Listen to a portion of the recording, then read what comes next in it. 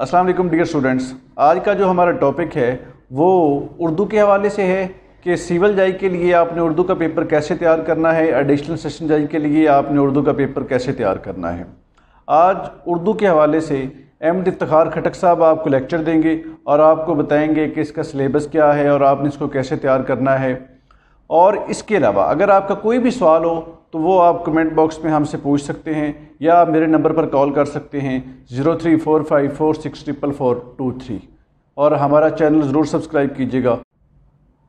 बिस्मिल्लाहिर्रहमानिर्रहीम। शुरू करता हूँ अल्लाह के बाबरकत नाम से जो निहायत रहम करने वाला और मेहरबान है।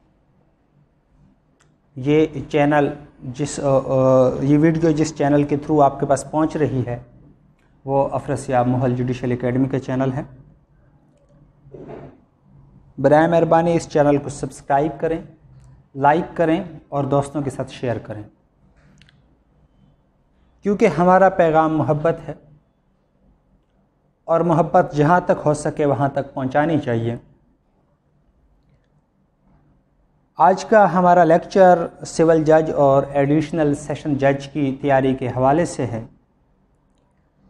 जब भी हमारे पास तलबा आते हैं या उम्मीदवार जो सिविल जज या एडिशनल सेशन जज के इम्तिहान के हैं वो आते हैं तो उनका पहला सवाल ये होता है कि उर्दू को तैयार कैसे करें। तो ये एक इंतहाई अहम सवाल भी है और ऐसे सवाल पर जी का कुड़ना जो है वो भी बनता है कि उर्दू हमारी कौमी ज़ुबान है, लेकिन इसके बावजूद तलबा बाकी जो किताबें हैं, जो बाकी पेपर हैं, उनके बारे में इतने परेशान नहीं होते जितना उर्दू के हवाले से होते हैं।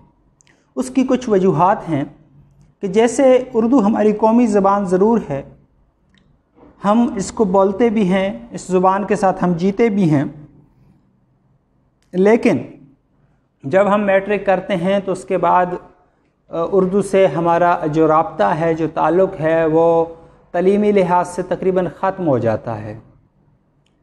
हम या तो साइंस के सब्जेक्ट में उलझ के रह जाते हैं या हमारी तवज्जो अंग्रेज़ी पर होती है, या हम अगर ला करते हैं तो कानून की किताबों में उलझे हुए होते हैं जिसमें हमारी उर्दू कहीं दूर रह जाती है। और ये सिर्फ़ समझने की हद तक नहीं है, लिखने की हद तक नहीं है, बल्कि हमारे बोलने में भी बहुत से मसाइल पैदा होते हैं। हमें लफ्ज़ का सही तलफ़्फ़ुज़ तक मालूम नहीं होता। हमारी ज़ुबान इन अल्फाज की अदायगी के दौरान लड़खड़ाती है। उसकी वजह यह है कि दीगर ज़ुबानों के अल्फाज या दीगर ज़बानें हम बहुत ज़्यादा इस्तेमाल करते हैं, बहुत ज़्यादा बोलते हैं। तो इसका तरीका यही है कि जब आप सिविल जज या एडिशनल सेशन जज का इम्तहान देने आते हैं या उसकी तैयारी करते हैं तो उर्दू की बाकायदा तैयारी करें, बार बार तैयारी करें। जो भी चीज़ आप तैयार करते हैं उसको दोबारा लिखें। तैयार करने के लिए हमारे पास तरीक़ेकार क्या है? सबसे अहम सवाल, जो सबसे पहला सवाल उठता है वो ये है कि हम जिस मज़मून को पढ़ते हैं या जिस मज़मून की तैयारी करते हैं तो क्या हमें ये मालूम है कि वो मज़मून है क्या उसकी हदूद हमें मालूम है?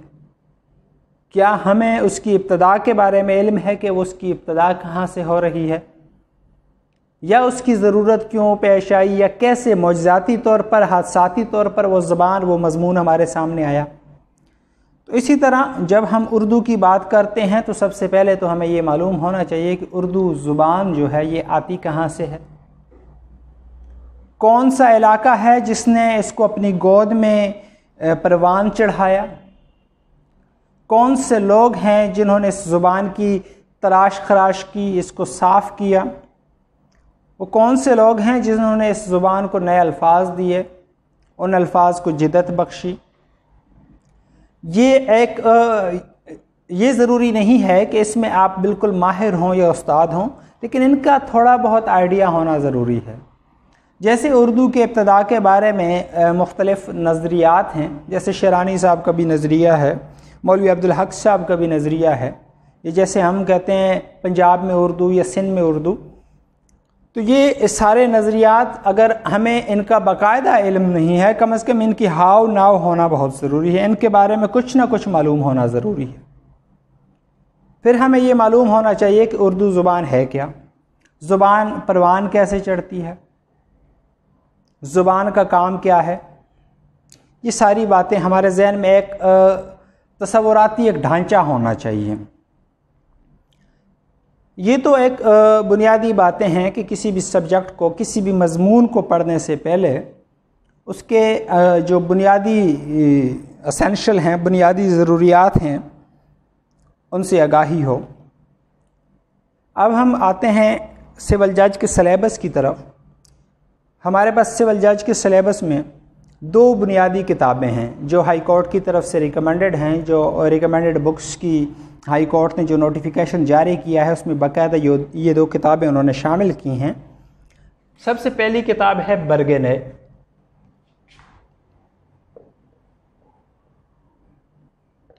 برگ نئے بنیادی طور پر شاعری مجموعہ ہے۔ یہ ناصر کاظمی صاحب کی شاعری پر مشتمل ہے، ان کی کتاب ہے۔ اس کے بعد دوسری کتاب جو ہائی کورٹ نے سلیبس میں شامل کی ہے، نصاب میں شامل کی ہے، وہ زندگی ہے۔ یہ نثر ہے، ناول ہے، اور اس کے جو لکھاری ہیں، جنہوں نے لکھا ہے، جو لیکھک ہیں، وہ ہیں چودھری افضل حق صاحب، چودھری افضل حق صاحب۔ تو یہ 2 کتابیں ہمارے سول جج کے سلیبس میں شامل ہیں۔ اب سب سے ضروری بات یا اہم بات جو ہے وہ یہ ہے کہ ہمیں یہ معلوم ہونا چاہیے کہ ان کتابوں کا دور کیا ہے، یا یہ کتابیں جس وقت میں لکھی گئیں اس وقت کی ضروریات کیا ہیں۔ یعنی کہ ایک تو ہم اس وقت کو مد نظر رکھیں گے جس وقت میں یہ لکھی گئی ہیں، اس وقت کو مد نظر رکھیں گے جس وقت میں یہ لکھی گئی ہیں۔ دوسری، جو لکھنے والا ہے اس کے حالات، جو اس کا لکھاری ہے، جو رائٹر ہے، جس نے یہ کتاب لکھی ہے، اس کے حالات کو دیکھنا بھی ضروری ہے۔ یہ 2 چیزیں اگر ہمارے سامنے ہوں تو اس کی تحریر کو پڑھتے ہوئے ہم نہایت آسانی کے ساتھ سمجھ سکتے ہیں کہ وہ کہنا کیا چاہتا ہے، اس کے کسی جملے کا، کسی شعر کا، کسی مصرعے کا مطلب کیا ہے۔ اب نثر چونکہ تھوڑی آسان صنف ہے غزل کے مقابلے میں، یا شاعری کے مقابلے میں، نظم کے مقابلے میں، اس میں اتنی پابندیاں نہیں ہیں۔ لیکن اگر ہم شاعری کی بات کرتے ہیں، کاظمی صاحب کی کتاب کی بات کریں، برگ نئے کی بات کریں، تو اس میں ذرا فنی جو باریکیاں ہیں وہ موجود ہیں، اور یہ فنی باریکیاں جو ہیں ہمارے سلیبس میں شامل ہوتی ہیں۔ کس طرح؟ گرامر کے نام پر۔ مکمل وہ فنی باریکیاں تو شامل نہیں ہوتی، لیکن جو بھی نظم یا نثر کی بنیادی پیمانے ہیں وہ گرامر کے نام پر ہمارے سلیبس میں شامل ہیں۔ یعنی کہ ہمارا جو تیسرا حصہ ہے وہ گرامر ہے، جسے ہم انشاء پردازی بھی کہتے ہیں۔ تو نظم یا نثر ہے، نظم مزید تقسیم ہوتی ہے جو غزل کہلاتی ہے۔ تو برگ نئے میں زیادہ تر غزلیں شامل ہیں، نظم نہیں ہے کوئی بھی۔ اسی طرح نثر ہے تو اس کی جو فنی باریکیاں ہیں، پیچیدگیاں ہیں، وہ ساری گرامر کہلاتی ہیں۔ جیسے شاعری میں ہم دیکھتے ہیں، ہم نے سنا ہے کہ مطلع کیا ہے، مطلع کے بارے میں ہم نے پڑھا بھی ہے، سنا بھی ہے۔ اسی طرح ہمارے پاس مقطع آتا ہے، حسن مطلع ہے، تشبیہ استعارہ ہے۔ تو یہ ساری چیزیں شاعری کا حصہ ہیں، شاعری میں ان کا استعمال ہوتا ہے۔ اگر ہم اس کو مربوط کر دیتے ہیں برگ نئے کے ساتھ، یعنی کہ گرامر کا یہ پورشن پڑھتے ہوئے اگر ہم مد نظر رکھیں برگ نئے کو، تو ہمارے پاس کافی ساری مثالیں تشبیہ استعارہ کی، مطلع کی، مقطع اور حسن مطلب وغیرہ کی مثالیں ہمارے سامنے آ جائیں گی۔ اس کے علاوہ عروض ایک بنیادی ضرورت ہے، شاعری کے لیے ایک بنیادی ضرورت ہے عروض۔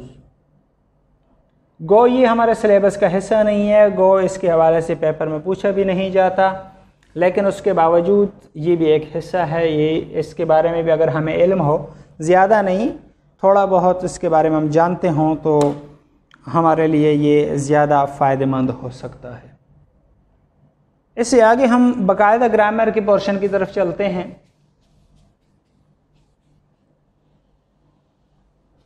گرامر کے پورشن میں آپ کو معلوم ہے کہ کوئی پابندی نہیں، کوئی بھی سوال آ سکتا ہے، کوئی بھی سوال پوچھا جا سکتا ہے۔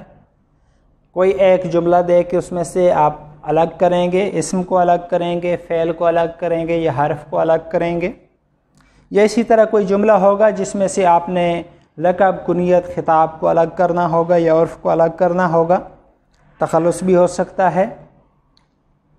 اس طرح کی مزید کافی ساری چیزیں جو گرامر کا حصہ ہو سکتی ہیں۔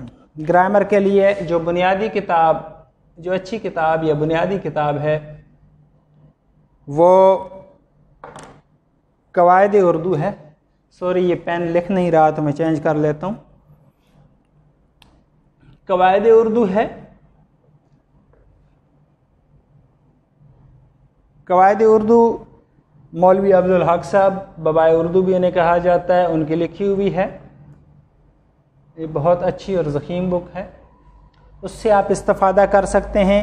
اس کے علاوہ جو خصوصی طور پر PMSCSS کے لیے تشکیل دی گئی کتاب ہے کلید اردو، پروفیسر غفور شاہ قاسم صاحب کی ہے۔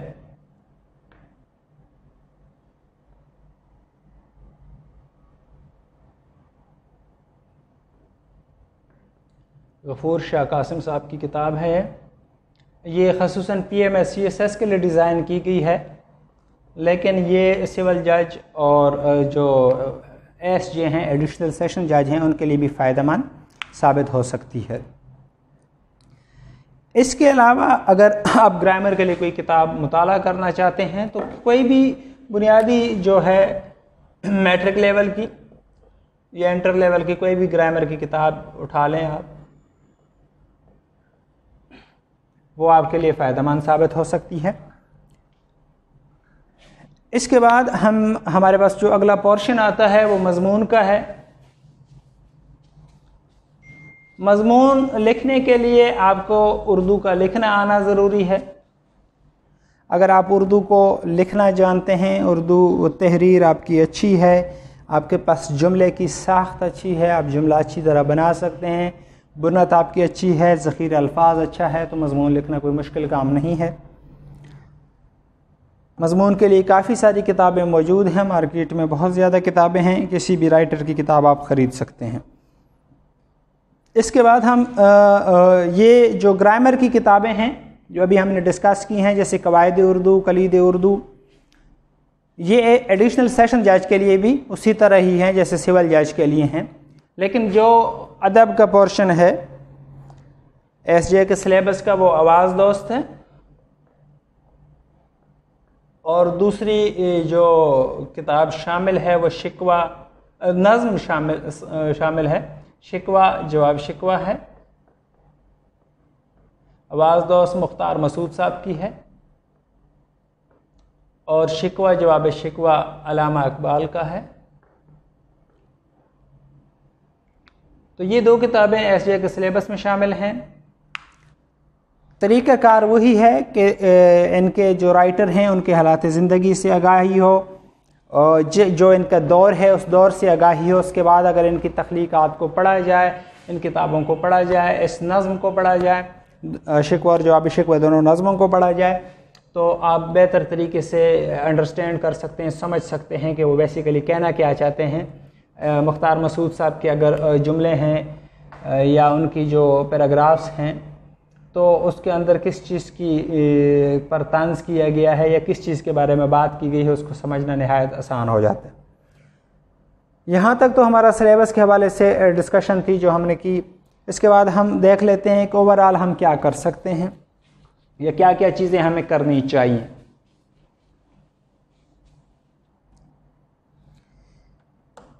چونکہ یہ دور ہے، انٹرنیٹ کا دور ہے، ٹیکنالوجی کا دور ہے، ہر شخص کے ہاتھ میں موبائل ہے،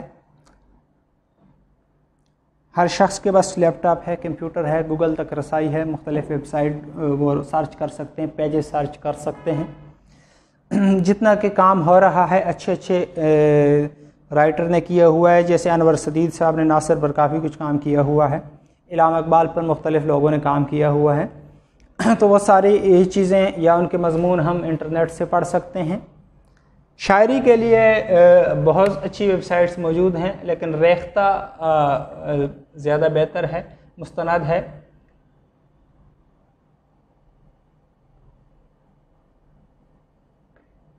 تو ریختہ سے آپ شاعری پڑھ سکتے ہیں تاکہ آپ کے پاس جدید جو لٹریچر لکھا جا رہا ہے یا قدیم جو بھی لٹریچر آپ دیکھنا چاہتے ہیں ریختہ پر دیکھ سکتے ہیں، دونوں قسم کا آپ کے پاس مواد آ جائے گا۔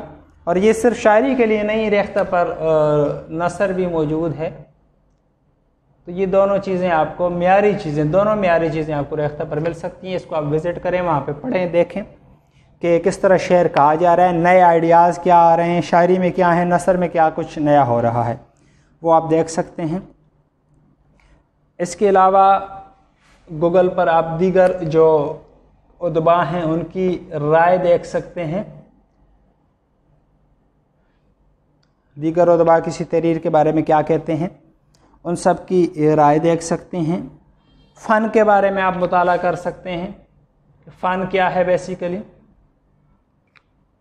شخصیت کے بارے میں مطالعہ کر سکتے ہیں،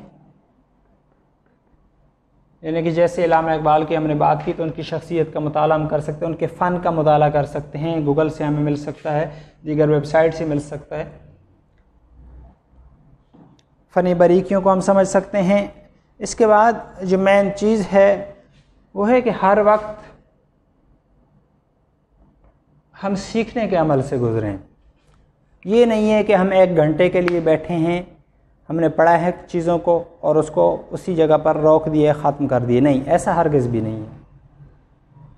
اگر ہم باہر کہیں نکلتے ہیں، گھومنے جاتے ہیں، تو وہاں پہ بھی ہمیں دیکھنا چاہیے کسی منظر کو اگر کسی شہر میں قید کیا گیا ہے تو اگر وہ منظر ہمارے سامنے آتا ہے تو فوراً سے وہ چیز ہمارے سامنے آ جانی چاہیے، وہ شعر ہمارے سامنے آ جانا چاہیے، وہ جملہ ہمارے سامنے آ جانا چاہیے۔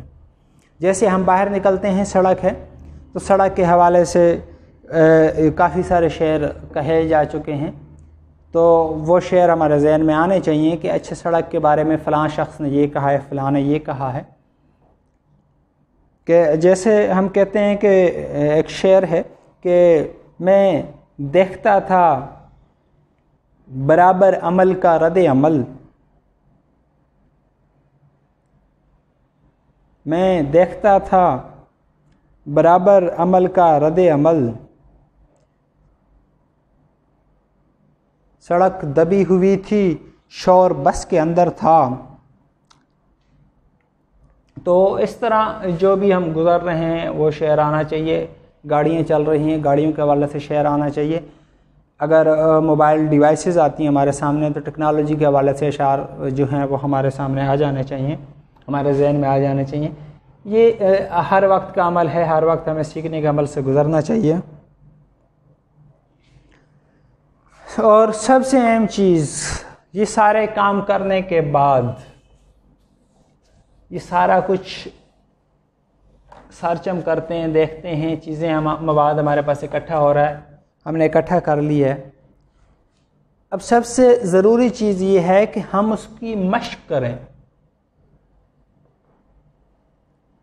اگر ہم اس کی مشق نہیں کرتے، لکھنے کی پریکٹس نہیں کرتے، تو وہ ساری چیزیں عارضی طور پر ہمارے دماغ میں آئیں گی اور اس کے بعد اس سے فارغ ہو جائیں گی، نکل جائیں گی، تو اس کا فائدہ نہیں ہے جب تک کہ ہم اس کو دوبارہ اپنے ذہن کا حصہ نہ بنائیں اور ہم اس کی اتنی مشق کریں کہ دوبارہ لکھتے ہوئے یا پڑھتے ہوئے یا بولتے ہوئے ہمیں سوچنے کی ضرورت ہی نہ پڑے، بلکہ وہ خود بخود ہمارے منہ سے، ہمارے ہونٹوں سے ادا ہونا شروع ہو جائے۔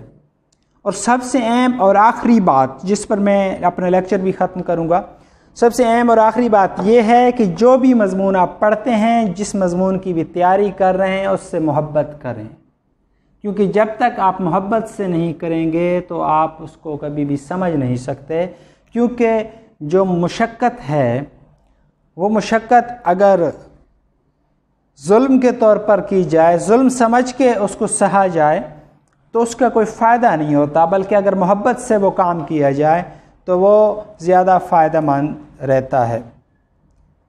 اس کے ساتھ ہی اجازت چاہوں گا۔ اللہ حافظ۔